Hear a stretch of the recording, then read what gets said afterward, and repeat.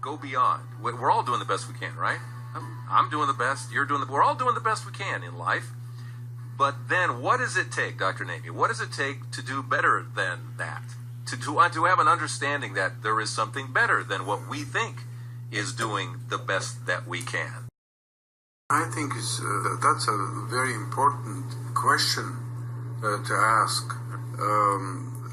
Knowing your place in this world, knowing the value of your life, the purpose of our life. That's the basic knowledge that I think the majority is lacking. So once you realize who you are and what is the purpose, automatically it focuses you, and it makes it very easy for you to reach that higher level of spirituality. You'll be able to forgive everybody. No, when you look at yourself and you see, yes, I'm completing in my body what is lacking in the cross. That's a huge thing. Then you realize, yes, that's the reason behind my life in here. That's the reason behind me going through all of that suffering that is in this world and all of that. And it makes it so easy, to overcome. People see a Dr. Issam Nami and they go, okay, there's something special and maybe there's something holy about that guy. And I've always contended that people fear holiness, because holy people get their heads lopped off and they lose stuff. I don't want to lose my stuff. It always goes back to, I have things that are important to me. And those things are not important to you. And it's getting from those things being important to not being important. And that comes with realization of what you just talked about. And once again, it's a major hump. And I don't know what turns that light bulb on. What do they have to experience something? What has to happen for them to go, I do want to jump over that hurdle? What has to happen, they have to have the right understanding, or highlight for them what is written and left for us to be inspired by. Realizing that yes, they could be part of that redemptive act. They realize what kind of power they hold on, because the major thing is, let's not forget, we come from the highest level as spirits. We are like a spirit from his spirit. We are a breath from his breath. And this is so huge.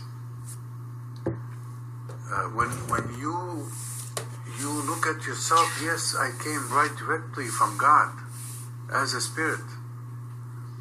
It focuses your mind on something very, very important, which is the role you are playing. Because when God sent us in here as spirits, already He had a predestined function for every one of us to serve that higher purpose, which is blocking the evil and bringing everything back into the original harmony when the creation came into being at the beginning, before the fall of those angels. And the human case is the major. God allowed everything to happen in order for us actually to have an access to this physical world. We are occupying a space, occupying a consciousness. We are coming from a higher level of existence, and yet we are occupying a physical space that is influenced by the evil mind. And by occupying it and offering everything back, which is knowledge of evil actually here, living on this physical world, and offering everything back, going back, reverting back to God, it's like you are actually cutting off parts of the body of that evil, and blocking it and preventing it from influencing the existence. Now, let's not forget one thing. At the beginning there was such a harmony. All the minds were in such harmony and in communication with each other. So every individual mind was inspired in such a way to be reflecting the mind of the Father within His Son. And in here, when the fall happened, because of the ego that formed within those, they separated themselves from that harmony. And what happened, there was a disruption within the manifestation that is within the Son of God, because everything is in Him, through Him, and for Him. You know. So when the angels fell, when the fallen Angels fell, the good angels actually disrupted too their experience as a higher consciousness, and everything is connected. So the good ones suffered too, the consequence of the fall of the ones, of the other ones. And in here we are the heart of it all. We are the only beings in existence that are capable actually of reversing the effects of that act of those fallen ones, and we will be contributing to things going back to their harmonious way. So in my mind, that thing is ever present, and I'm always going to be forgiving, no matter what, no matter how bad it is. I overcome all the difficulties that could prevent me from loving people. I forgive everybody before it happens even. Then, you are not never surprised, you are never shocked, you are always ready to deliver the way Jesus would deliver when we are like this, and you'll have the contact with heaven. So powerful. And that has to neutralize. That has to neutralize. It changes the world. You neutralize the evil in no time. That's the antidote for it.